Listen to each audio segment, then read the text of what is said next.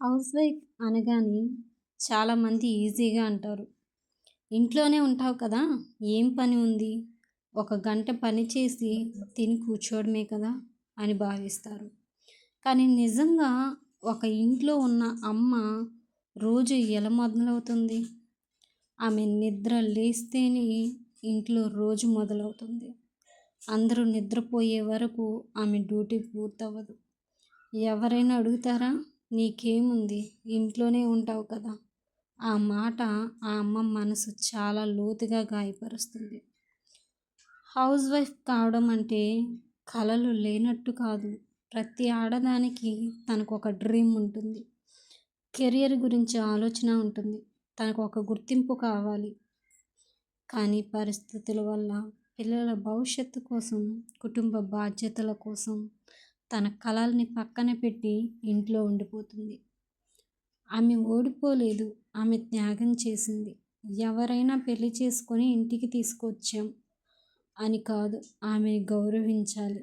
ఒక 8 గంటలు పనిచేసే వ్యక్తికి సెలవులు ఉంటాయి, సండేస్ ఉంటాయి, ఫెస్టివల్స్ ఉంటాయి. కానీ ఒక హౌస్ వైఫ్కి ఎక్కడ రెస్ట్? ఆమెకి ఒక థ్యాంక్స్ చెప్పడం అంత కష్టమా? ఆమె కష్టానికి ఒక చిన్న గుర్తింపు ఇవ్వడం అంత కష్టమా? ఆమె చేసిన త్యాగాన్ని గుర్తించకపోయినా పర్లేదు, కానీ ఆమె చేసిన కష్టానికి విలువ ఇవ్వండి. అప్పుడు మాత్రమే ఆ అమ్మ సంతోషంగా ఉంటుంది. ఆ ఇంట్లో శాంతంగా ఉంటుంది. గుర్తుంచుకోండి, హౌస్ వైఫ్ అనేది ఉద్యోగం కాదు, అది ఒక జీవితాంతం బాధ్యత. ఆమె పని కనిపించకపోయినా పర్లేదు, ఆమె విలువకి వాల్యూ ఇవ్వండి. హౌస్ వైఫ్ని గౌరవించండి. ఆమె అనేది లేకపోతే ఇల్లు అస్సలు చెప్పుకోలేని రీతిలో ఉంటుంది. ఆమె ఆ ఇంటి అసలైన బలం.